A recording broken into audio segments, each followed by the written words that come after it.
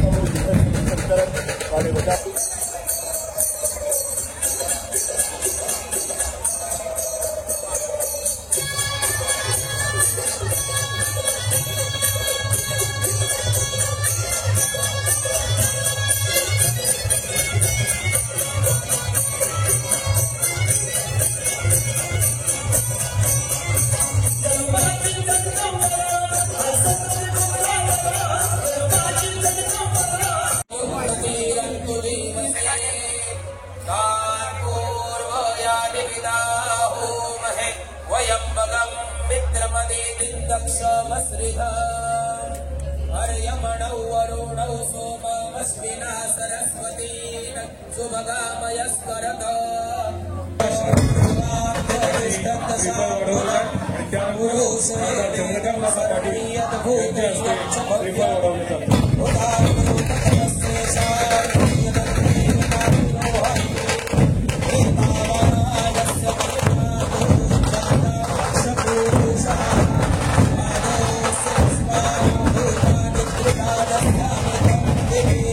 सहर्ष स्वागत करीत आहोत।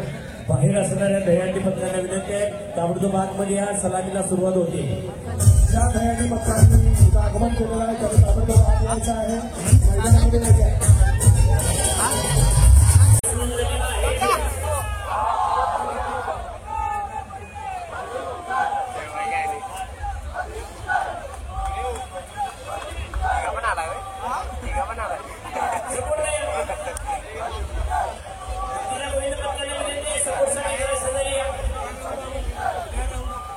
थोडंसं सुमतीला यायचं आहे सगळ्या पथकांनी। खेळाडूंची कोल्हापूरची प्रतिस्पर्धा असून देखील सर्वजण एका वेगळ्या पद्धतीनं होणार असा ही पद्धत आज इथं दिसलेली आहे। लाईनअप करून बनवणार पहिल्यांदा आम्ही आजही बघितलेला आहे। कोकोची ही पद्धत आहे। 1 2 3 4 थर आणले आहेत, 5 थर आहे। 6व्या थराचा छोटा गोविंद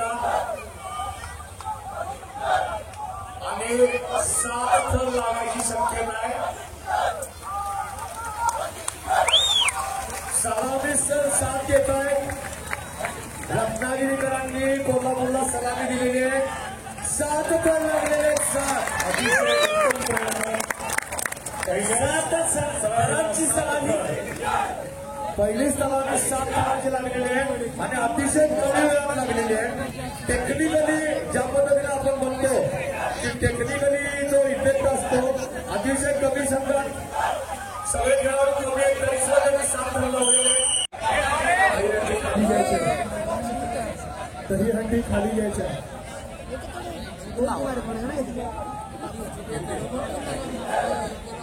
गडिंग्लजच्या नेताजी पालघरचा हा प्रयत्न सुरू झालेला आहे।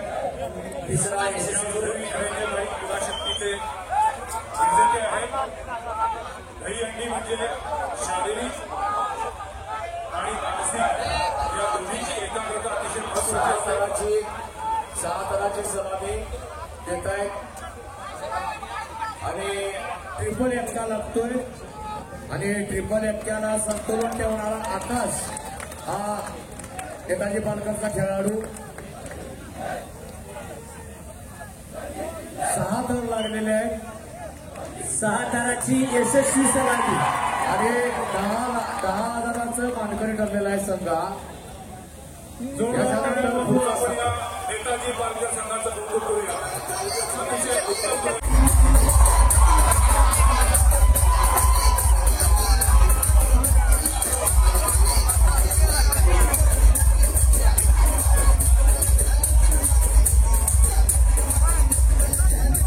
उदाहरण द्यायचं झालं तर 2014 पूर्वी या देशामध्ये स्टार्टअपची संख्या होती 350. आज देशामध्ये स्टार्टअपची संख्या आहे 1,80,000. तुम्ही विचार करू शकता कशा पद्धतीने सरकार बनवतं. युनिकॉर्न्स एमएसएमईच्या माध्यमातून युनिकॉर्न म्हणजे ज्याचा टर्नओव्हर 500 करोडपेक्षा जास्त आहे. 2014 पूर्वी या देशामध्ये 4-5 युनिकॉर्न होते. आज देशामध्ये 64 युनिकॉर्न आहे. म्हणजे कशा पद्धतीनं हा देश प्रगती असेल. जीएसटीचा सुद्धा स्लॅब आता कमी करून टाकलेला आहे. पूर्वी 4 स्लॅब होते, आता 2च केलेले आहेत. 5% आणि 18%.